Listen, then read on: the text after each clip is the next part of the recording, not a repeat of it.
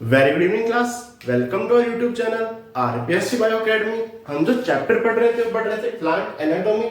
और plant anatomy में हमने कल क्या पढ़ा था? स्प्रिंगवुड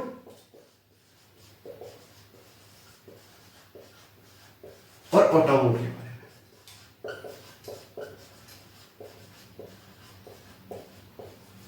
ये चीज पढ़ी थी। स्प्रिंगवुड में हमने क्या पढ़ा था बेसिकली कि यहां पर वेस्कुलर कैम्बियम की एक्टिविटी ज्यादा होती है, यहां पर एक्टिविटी कम होती है, जिस कारण से यहां पर सेकेंडरी जाइलम ज्यादा बनता है।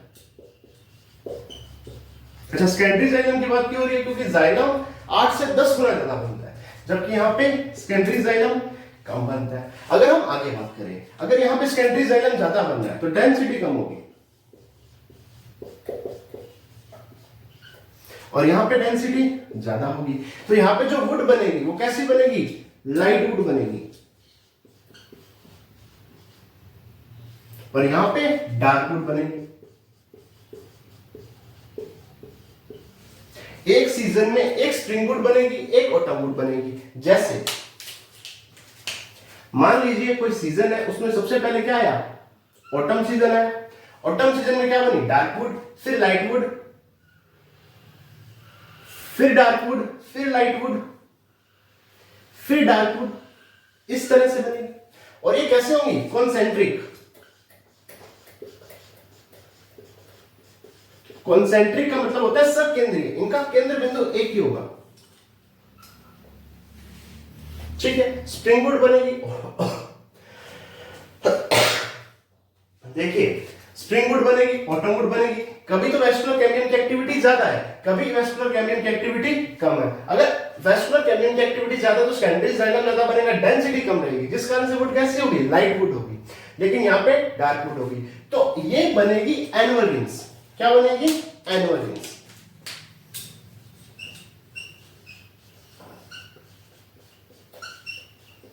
एनुअल रिंग बनेगी। अच्छा, एक एनुअल रिंग में क्या होगा?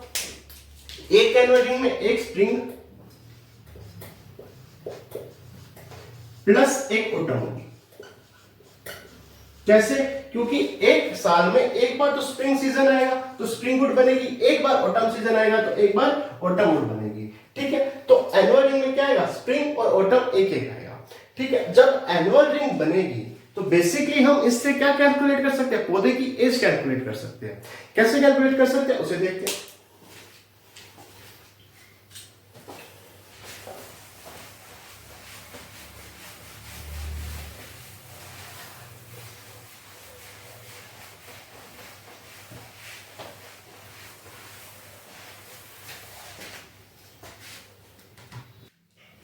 देखिए, अब बात करते हैं किसकी? डेंड्रोक्रोनोलॉजी की।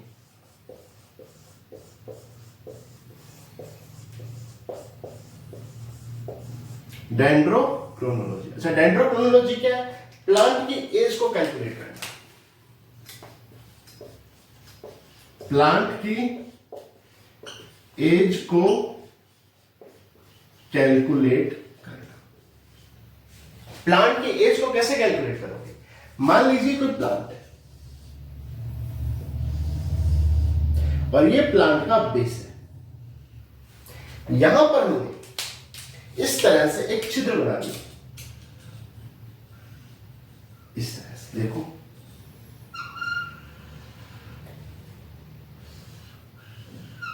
इस तरह से एक छिद्र बना दिया। कभी आएगा स्प्रिंग सीजन, कभी आएगा ऑटम सीजन। जब स्प्रिंग सीजन आएगा तो हल्की वुड बनेगी, और ऑटम सीजन में डार्क वुड बनेगी। स्प्रिंग सीजन में हल्की वुड बनेगी, ऑटम सीजन में डार्क वुड बनेगी। इस तरह से चलता जाएगा। देखो,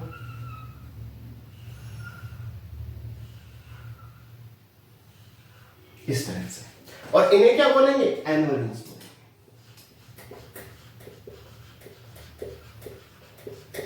और एनुअल रिंग को कैलकुलेट करके ही हम पौधे की एज को कैलकुलेट कर सकते हैं, जिसे डेंड्रोक्रोनोलॉजी कहते हैं। ठीक है, अच्छा, हम ये कट कैसे लगाएंगे? ये एक इंस्ट्रूमेंट द्वारा कट लगेगा, और इस इंस्ट्रूमेंट का नाम क्या है? Increment borer. ये एक इंस्ट्रूमेंट है जिस इंस्ट्रूमेंट की सहायता से पौधे में कट लगाया जाता है, और कट लगाकर पौधे में ये रिंग्स को कैलकुलेट किया जाता है, जिन्हें क्या कहा जाता है, एनुअल रिंग्स कहा जाता है। एनुअल रिंग्स को कैलकुलेट करके पौधे की एज को कैलकुलेट किया जाता है। प्लांट की एज को कैलकुलेट करना क्या कहलाता है, डेंड्रोक्रोनोलॉजी कहलाता है। अगर हम आगे चलें, देखिए ये रिंग्स बन क्यों रही है, क्योंकि एक बार तो स्प्रिंग सीजन आ रहा है जिस कारण से लाइट वुड बन रही है, एक बार कैसा सीजन आ रहा है, ऑटम सीजन आ रहा है जिस वजह से डार्क वुड बन रही है। तो एक बार लाइट एक बार डार्क, इस तरह से ये वुड बन रही है। लेकिन अगर मैं बात करूं किसकी, ट्रॉपिकल रीजन की,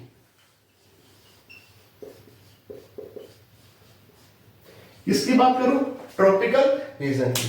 ट्रॉपिकल रीजन में एनवायरनमेंट क्या रहता है, पूरा साल सेम रहता है,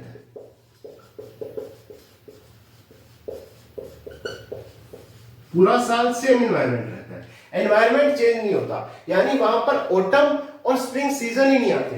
तो क्या यहां पर क्लियर एनुअल रिंग बनेगी, तो not clear annual ring,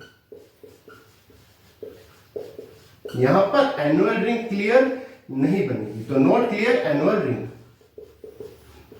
annual ring clear नहीं बनेगी। ठीक है, ट्रॉपिकल रीजन के बाद आता है temperate region.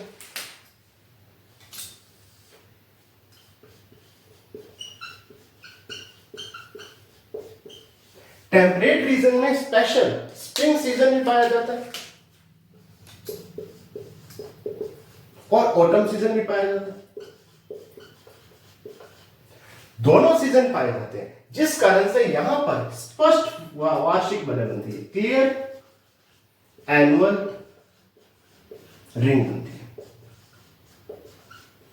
Clear annual ring बनती है। तो ट्रॉपिकल रीजन में नॉट क्लियर एनुअल रिंग, जबकि टेम्परेट रीजन में क्लियर एनुअल रिंग बनती है।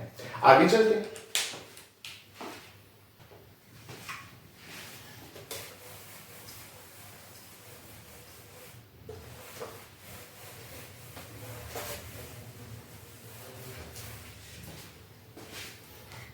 देखिए ट्रॉपिकल रीजन और टेम्परेट रीजन के बाद हम तीसरे नंबर पे चलते हैं डेजर्ट में। डेजर्ट चाहे कोल्ड हो चाहे हॉट डेजर्ट, चाहे कोल्ड हो चाहे हॉट डेजर्ट हो, यहां पर भी एनवायरनमेंट में ज्यादा चेंजेस नहीं आते,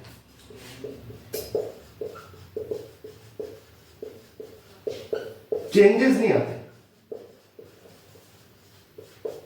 जिस कारण से यहां पर भी क्लियर रिंग नहीं बनती। तो जो एनुअल रिंग है वो क्लियर नहीं होती, स्पष्ट नहीं है। ठीक, इसके अलावा अगर हम बात करें कोस्टल रीजन,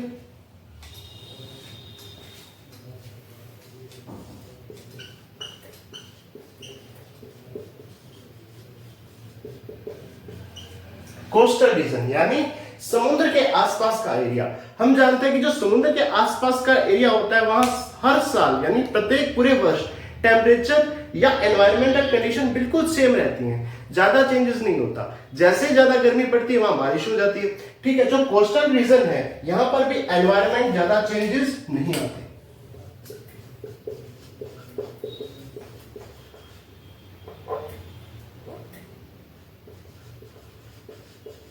एनवायरमेंट में चेंजेस नहीं आते। ठीक है, तो एनुअल रिंग यहां पे भी क्लियर नहीं है, एनुअल रिंग यहां पर भी स्पष्ट या क्लियर नहीं बनती। तो एनुअल रिंग कहां क्लियर बनती है, टेम्परेट रीजन में, टेम्परेट रीजन में ही एनुअल रिंग क्लियर बनती है। और एनुअल रिंग से हम पौधे की एज को कैलकुलेट कर सकते हैं, जिसे डेंड्रोक्रोनोलॉजी कहते हैं। और इस इंस्ट्रूमेंट का क्या नाम है, इंक्रीमेंट बोरेट इंस्ट्रूमेंट। अब आगे चलते हैं,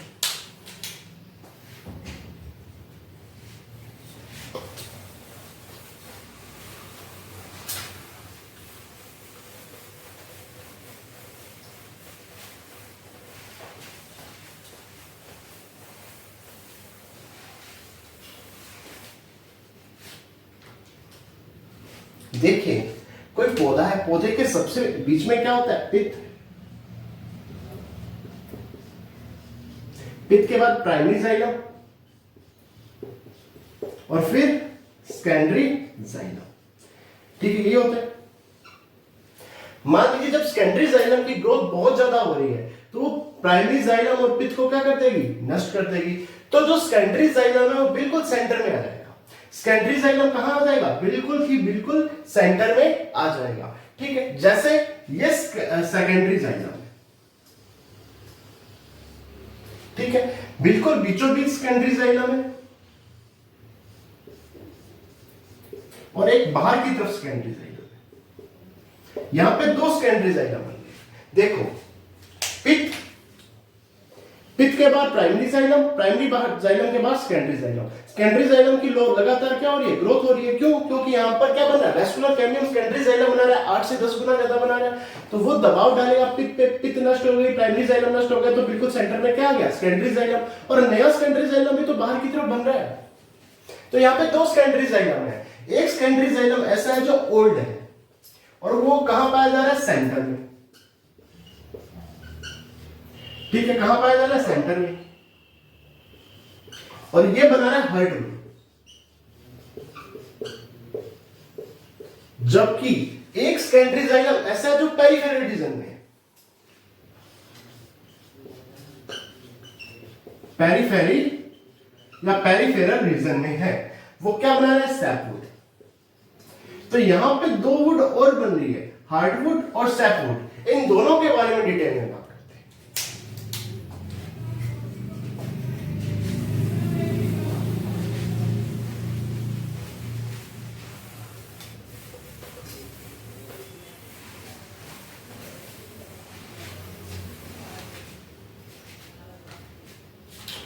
एक है हार्डवुड,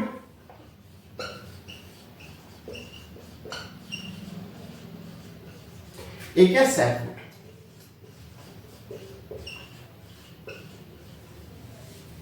ठीक है, इसे कहते हैं ड्यूरम।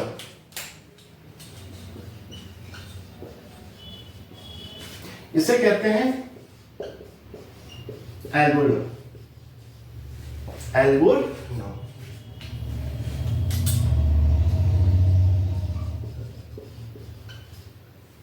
ठीक, ये प्लांट के बिल्कुल सेंटर भाग में है,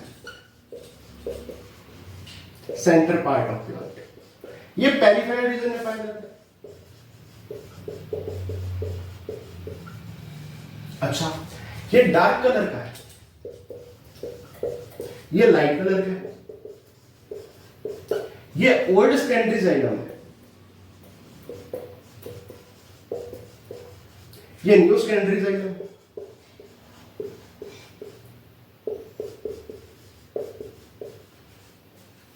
यहां पर रेजिन, टैनिन, वैक्स या गम का डिपोजिशन हो जाता है।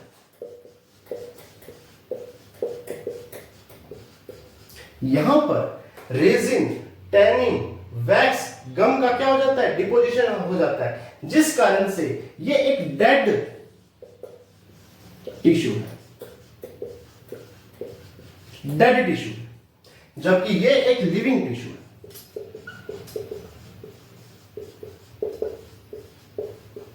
लिविंग टिश्यू है, ये मैकेनिकल सपोर्ट दे रहा है।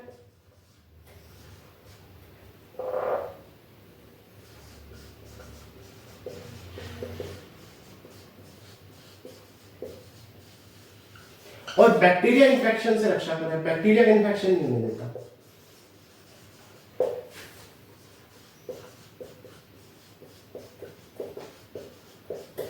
बैक्टीरिया का इंफेक्शन नहीं होने देता। यहां पर बेसिकली ये वाटर ट्रांसपोर्ट के लिए चल रहा है। अब इसे थोड़ा सा डिटेल में देखो।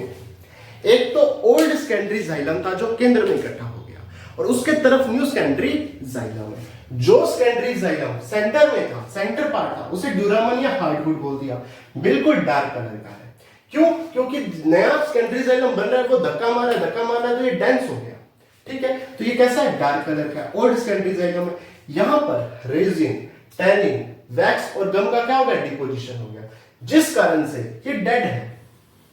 अगर ये डेड है तो क्या करेगा, मैकेनिकल सपोर्ट प्रदान करेगा, बैक्टीरिया का इन्फेक्शन नहीं होने देगा, जबकि जो लिविंग टिश्यू है वो वाटर का ट्रांसपोर्ट करने में मदद करेगा। अच्छा, सैपवुड क्या करता है, वाटर का ट्रांसपोर्ट करने में मदद करता है। कैसा टिश्यू है, लिविंग टिश्यू, ठीक है। और कैसे, किस कलर का है, लाइट कलर का, ठीक है। अब आगे चलते हैं।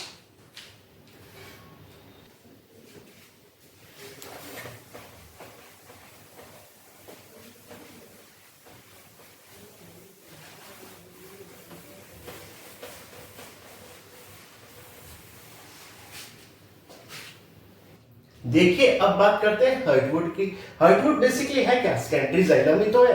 हार्टवुड क्या, सेकेंडरी जाइलम ही तो है। जैसे ये जाइलम की वेसल है, जाइलम की वेसल, और इसके बाद क्या पाया जाएगा, जाइलम पैरेन्काइमा। ये xylem parenchyma, xylem parenchyma vessel के अंदर इस तरह से एक स्ट्रक्चर बनाता है।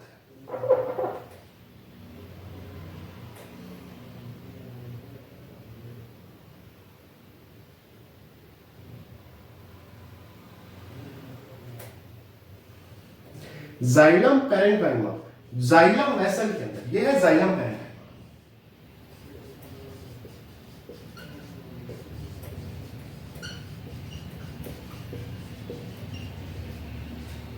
और ये है जाइलम वेसल।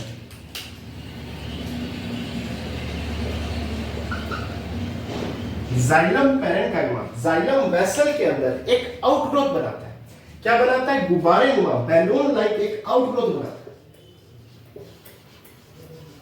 और इस आउटग्रोथ को क्या कहते हैं, टाइलोसिस। टाइलोसिस कहते हैं, टाइलोसिस कहते हैं। ये क्या है, ये आउटग्रोथ है जो कि बैलून लाइक है। क्या है, आउटग्रोथ, जो कि कैसी है, बैलून लाइक है। और किसमें बनी है, जाइलम की वेसल में। और जाइलम की वेसल की ल्यूमेन में बना कौन है, जाइलम का पैरेन्काइमा बना है, ठीक है। ये टाइलोसिस क्या काम करता है, ये वाटर ट्रांसपोर्ट को रोकता है, वाटर ट्रांसपोर्ट को रोकता है, ठीक है। अब आगे चलते हैं।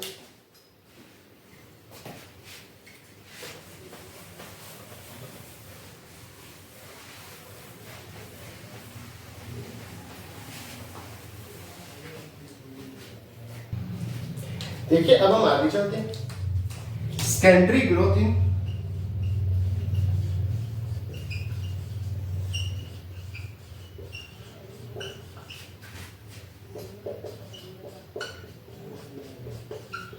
Extra stellar region. Extra stellar region में सेकेंडरी ग्रोथ। देखिए, जो हाइपोडर्मिस होती है,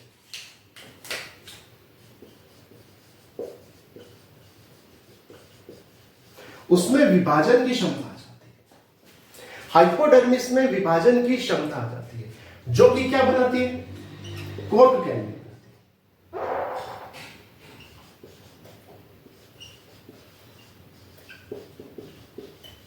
या जिसे हम क्या कहते हैं, फेलोजन। फेलोजन कहते हैं।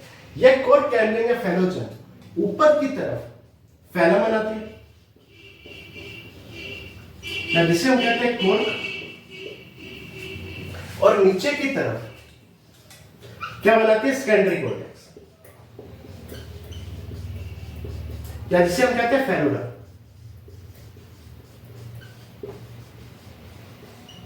फेलोडम। देखिए, हाइपोडर्मिस की कोशिकाएं विभाजन की क्षमता जब उसमें आती है तो वो कोर्क कैम्बियम का निर्माण करती है। जिसका निर्माण करती है, कोर्क कैम्बियम का निर्माण करती है। कोर्क कैम्बियम ऊपर की तरफ फैलम या कोर्क बनाती है, नीचे की तरफ सेकेंडरी कॉर्टेक्स या फेलोडम बनाती है। तो ये तीन चीजें बनेंगी, और इन तीनों को मिलाकर एक नाम दिया जाएगा, पेरिडर्म। पेरिडर्म।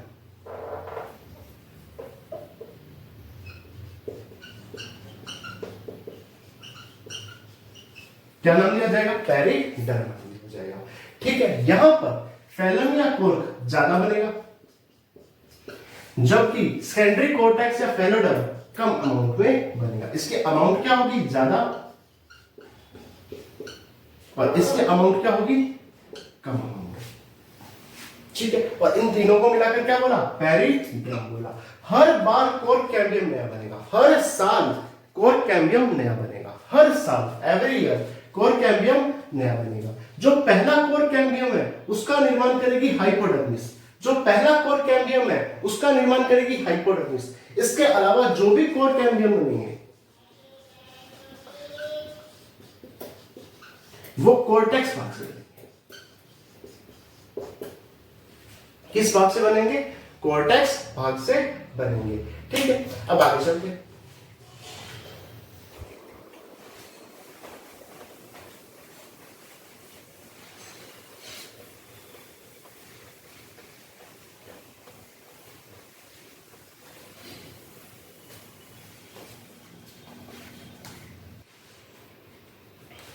देखो, फैलोजन ने दो प्रकार की कोशिकाएं बनाई थी, एक बनाई थी फैलम, एक बनाई थी फेलोडर्म।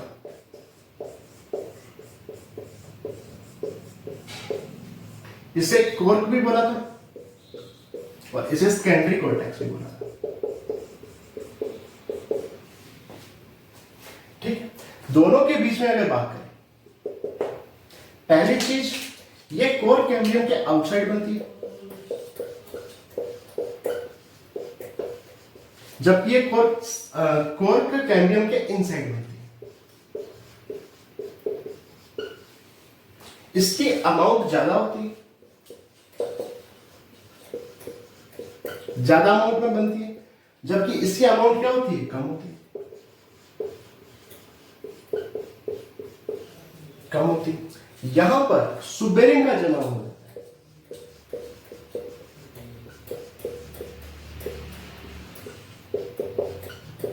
जिस कारण से ये डेड सेल है। कैसी सेल है, डेड सेल है, मृत कोशिका है। ठीक है, और जिस कारण से वाटर और एयर के लिए इम्परमेबल है।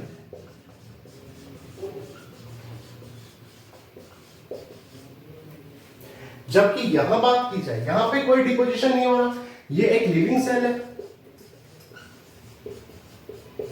जहां पे क्लोरोप्लास्ट पाया जा रहा है।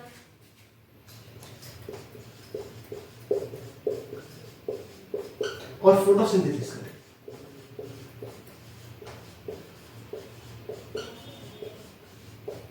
क्या कर रही है, फोटोसिंथेसिस का काम कर रही है। फैलम और फेलोडर्म या कोर्क और सेकेंडरी कोर्टेक्स की बात की जाए, पहली बात, कोर्क कैम्बियम के आउटसाइड बनती है जिसकी अमाउंट ज्यादा होती है, और यहां पे सुबेरिन का डिपोजिशन हो जाता है जिस कारण से डेड सेल है, और ये क्या करेगी, मैकेनिकल सपोर्ट करता है।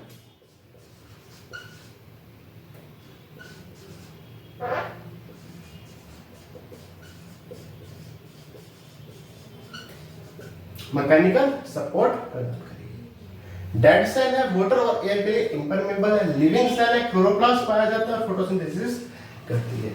अब आगे चलते हैं।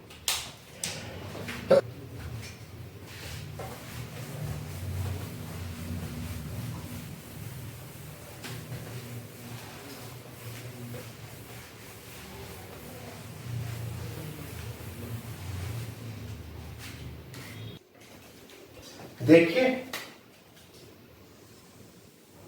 ये फेलोजन है,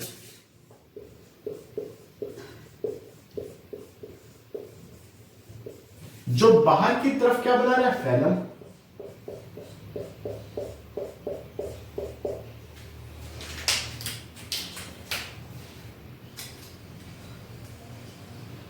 फैलम बना है, अंदर की तरफ फेलोडर्म बना है।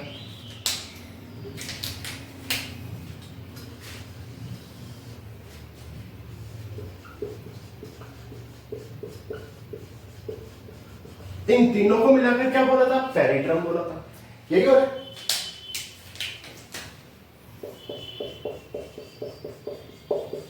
हर साल नया फेलोजन बनेगा, मतलब नए साल एक नया फेलोजन बना, और नया फेलोजन क्या करेगा, बाहर की तरफ फैलम बनाएगा, वही काम, और अंदर की तरफ फेलोडम बनाएगा। ये लगातार फेलोजन विभाजित हो रहा है और बाहर की तरफ क्या बना रहा है, फैलम बना रहा है। फैलम ज्यादा मात्रा में बन रहा है, जिस कारण से ये ऊपर वाले ऊतकों पर, ऊपर वाले टिश्यू पर प्रेशर लगाएगा। अब हर साल नया फेलोडम बन रहा है, हर साल नया फेलोजन बन रहा है, हर साल नया फैलम बन रहा है, जो कि ऊपर की तरफ प्रेशर लगाकर ऊपर का सारा ऊतक क्या कर देगा, डेड कर देगा। इसे जो ऊपर का सारा ऊतक डेड हो गया, जो ऊपर का सारा टिश्यू डेड हो गया, इसे कहेंगे राइटिडोम।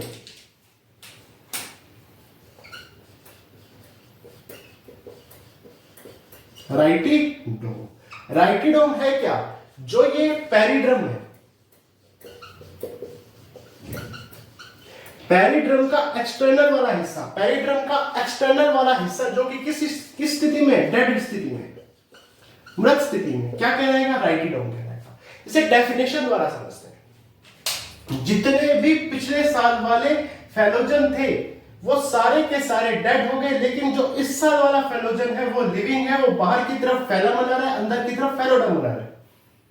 ठीक है, क्यों, क्योंकि ये प्रेशर लगाकर, जो फैलम ज्यादा बन रहा है, ये प्रेशर लगाकर ऊपर वाले टिश्यू को डेड कर रहा है। ठीक है, अब राइटिडोम क्या है, इसे थोड़ा सा और समझते हैं।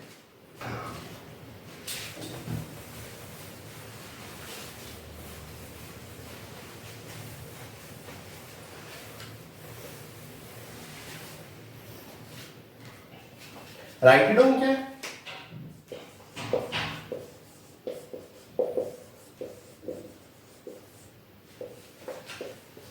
the external bark of tree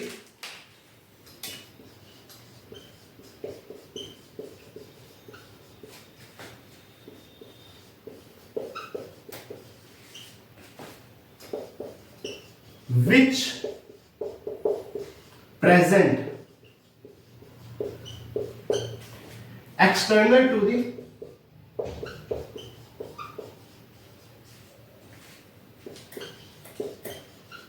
living पेरिड्रम। राइटिडोम क्या, एक्सटर्नल बार्क है, बाह्य छाल है, किसकी, ट्री की, पौधे की बाह्य छाल है, पादप की बाह्य छाल है, जो कि कहां प्रेजेंट है, एक्सटर्नल रूप में प्रेजेंट है। किसके एक्सटर्नल रूप में प्रेजेंट है, पेरिड्रम के एक्सटर्नल रूप में प्रेजेंट है। जो पेरिड्रम लिविंग भाग, लिविंग है, जीवित है, जो इसी साल पेरिड्रम बना है, उसके ऊपर का जो भी टिश्यू डेड हो गया वो सारा क्या कहलाएगा, राइटिडोम कहलाएगा। उसमें क्या क्या हो सकता है, जो पिछले साल का फैलम बना था, फेलोड्रम बना था, फेलोजन बना था, वो सारा क्या कहलाएगा, राइटिडोम कहलाएगा। लेकिन जो लिविंग पेरिड्रम है उसके एक्सटर्नल वाला हिस्सा, उसके बाहर वाला हिस्सा, तो ये हो गया राइटिडोम हो गया। अब आगे चलते हैं।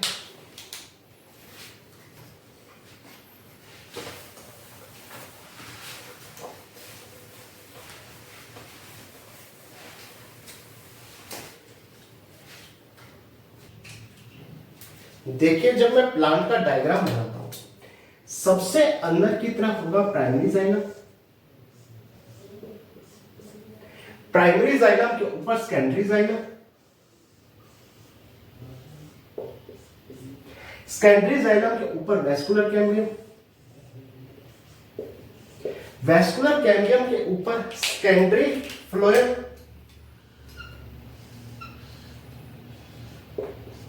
सेकेंडरी फ्लोएम के ऊपर प्राइमरी फ्लोएम, प्राइमरी फ्लोएम के ऊपर सेकेंडरी कॉर्टेक्स, फिर फेलोजन या कोर कैम्बियम,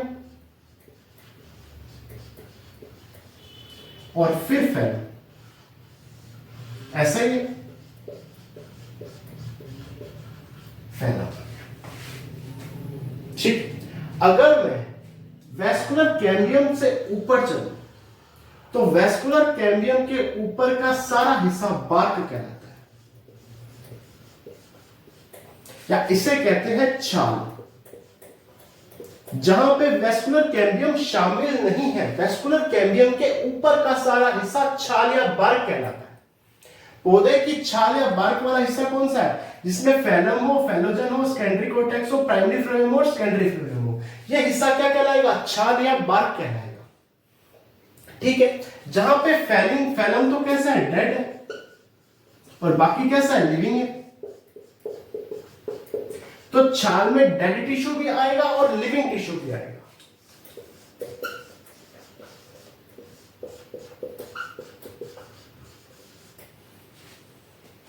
ठीक है, अगर हम आगे बात करें तो छाल दो प्रकार से उतरती है, एक तो स्केली फॉर्म में, एक रिंग फॉर्म में। उसको देखते हैं।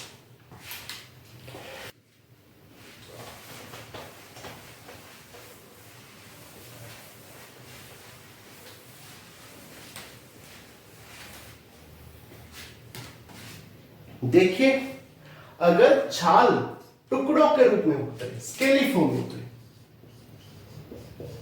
स्केली बार्क, छाल कैसे उतरी है? टुकड़ों के रूप में, यानी स्ट्रिप्स के रूप में, पट्टियों के रूप में, स्ट्रिप्स या पट्टियों के रूप में। जैसे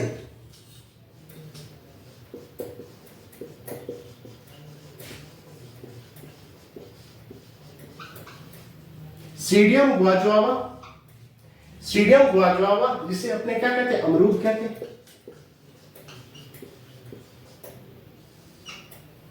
ठीक है, या जो बार्क है वो रिंग के रूप में होती है, पूरी रिंग के रूप में, रिंग बार्क, पूरी वलय के रूप में होती है, रिंग बार्क कहते हैं। ठीक है, यहां पे रिंग के रूप में उतरती है। जैसे जो अपने सफेदे का पौधा होता है, यूकैलिप्टस,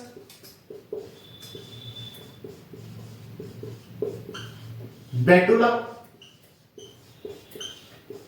बेटुला का यूज लिखने में किया करते थे। बेटुला की छाल पर लिखने के काम में आती थी, लिखने के काम में आती थी, राइटिंग के काम में आती थी बेटुला। और यूकैलिप्टस, ये रिंग बार्क के एग्जांपल थोड़े ध्यान रखो, बेटुला और यूकैलिप्टस।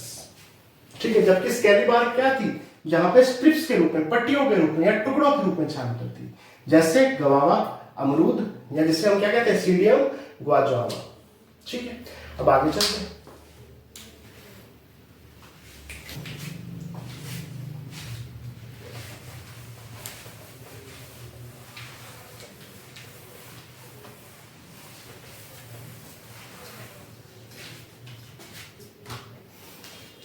यदि कोई प्लांट है, उस प्लांट की बार्क को उतार लिया जाए, छाल को उतार ले, उस प्लांट की छाल को उतार ले, निकाल ले, बार्क को बाहर निकाल दिया जाए, तो प्लांट की डेथ हो जाएगी। अच्छा, प्लांट की डेथ क्यों हो जाएगी? बार्क कहते हैं किसे? देखो, एक तो प्राइमरी जाइलम, एक सेकेंडरी जाइलम, एक वेस्कुलर कैम्बियम। इसके बाहर सारा टिश्यू तो अपने उतार लिया, इसके बाहर जितना भी टिश्यू था वो तो सारा ही उतर गया। प्राइमरी फ्लोएम उतर गया, सेकेंडरी फ्लोएम उतर गया, उसके अलावा सेकेंडरी कोर्टेक्स उतर गया, फेलोजन उतर गया, फैलम उतर गया, सारा टिश्यू तो उतर गया। अब सनलाइट सीधी कहां पड़ेगी? सेकेंडरी जाइलम पे, प्राइमरी जाइलम पे, जहां पे वाटर का क्या है? ट्रांसपोर्ट है। और वाटर यहां पे क्या हो जाएगा? लॉस हो जाएगा। वाटर का लॉस बहुत ज्यादा होगा, क्योंकि अब लाइट सीधी प्राइमरी जाइलम और सेकेंडरी जाइलम पे है, तो वाटर लॉस के कारण प्लांट की क्या हो जाएगी? डेथ हो जाएगी। ठीक है, यदि प्लांट की सारी छाल उतार दी जाए तो पौधे की डेथ हो जाती है। क्यों? वाटर लॉस के कारण, क्योंकि अब सनलाइट की प्रेजेंस में प्राइमरी जाइलम और सेकेंडरी जाइलम में जो वाटर का ट्रांसपोर्ट कर रहे थे, वहां से वाटर का लॉस हो जाएगा और प्लांट की डेथ हो जाएगी। यदि प्लांट के बेस से रिंग के रूप में अपने बार्क उतार, अब प्लांट की कंप्लीट बार्क नहीं उतारेगी, केवल रिंग के रूप में बेस से, यानी पौधे के जो आधार वाला भाग है वहां से हमने एक वलय के रूप में छाल को उतारा है, तो भी प्लांट की क्या हो जाएगी? डेथ हो जाएगी। सर, अब डेथ क्यों हुई? अगर आधार भाग से हमने क्या उतार लिया? बार्क उतार ली, तो अब हमारे पास प्राइमरी जाइलम है, सेकेंडरी जाइलम है, वेस्कुलर कैम्बियम है, फ्लोएम नहीं है, तो जो फूड का ट्रांसपोर्ट है वो रूट में नहीं होगा। तो फूड की कमी के कारण, फूड की कमी के कारण प्लांट की डेथ होगी। क्योंकि फ्लोएम तो है ही नहीं, फ्लोएम नहीं है तो नीचे फूड ही नहीं पहुंच पाएगा, फूड नहीं पहुंच पाएगा तो फूड की कमी के कारण प्लांट की डेथ हो गई। ठीक है, यदि कंप्लीट बार्क उतार ले तो वाटर लॉस के कारण, और यदि बेस में रिंग के रूप में बार्क उतार ले, वलय के रूप में उतार ले, तो भोजन की कमी के कारण प्लांट की डेथ हो जाएगी। ठीक है, तो ये था आज का लेक्चर। उम्मीद है आपको पसंद आया होगा। आप प्लीज चैनल को सब्सक्राइब कीजिए, वीडियो को लाइक कीजिए, शेयर कीजिए। इसके साथ साथ हम एक टेलीग्राम ग्रुप बना चुके हैं, आप प्लीज उस टेलीग्राम ग्रुप को ज्वाइन कीजिए, जिसका लिंक मैं नीचे डाल दूंगा। Thank you.